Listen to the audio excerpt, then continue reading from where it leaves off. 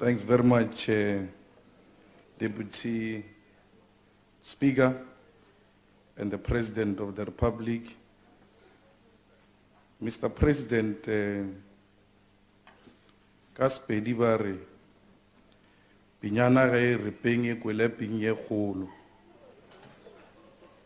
So the state being the elder of the whole of society becomes responsible for all the violence meted against our foreign nationals. It was through the state that our people were taught that resolution to differences should be through violence. It was under your leadership that when you disagreed with people in Marikana, you killed them. Because you never believed in peaceful resolution of differences. When people had problems in Relela, you killed them. When people had problems in Mututlung demanding water, you killed them. When Tatane protested against this state, you killed him.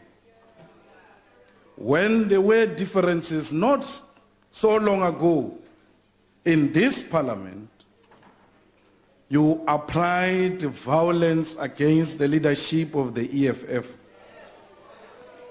When your friends marched to Lituli House, the DA, you responded by violence. When the structures of the EFF were emerging at the lower levels, you responded to that through your lower structures through violence.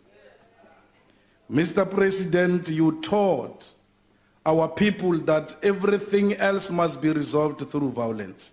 And therefore you must take full responsibility for having misled our nation that peaceful resolution does not exist and that those who do not listen, they must be whipped into line.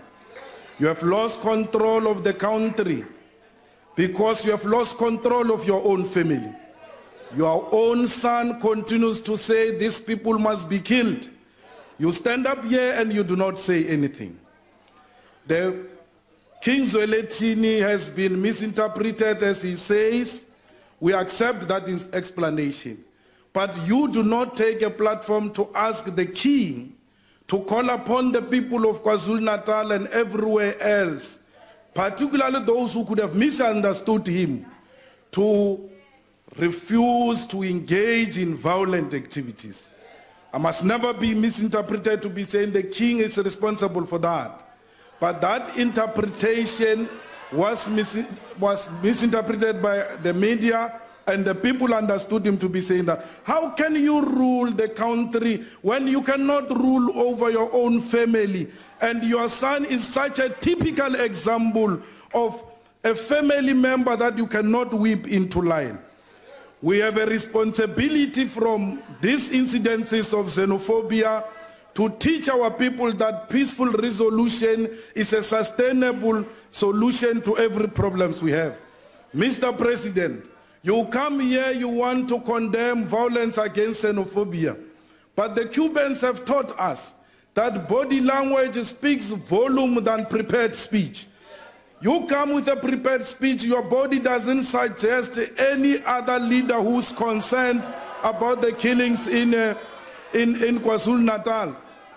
But when you were defending the spending in Nkandla, your body language was very strong than when you were condemning the violent activities in Nkandla. Fellow South Africans, we need each other. Let us not kill each other. There is no country in Africa that can survive in isolation. Not even the USA can survive in isolation. We need each other, South Africans. Let us not kill fellow Africans. Honorable We Malema, are one your thing. time has expired. Africa is one. We must refuse the artificial borders imposed on us by colonizers which have led to the division of Africa. Africa, we are one.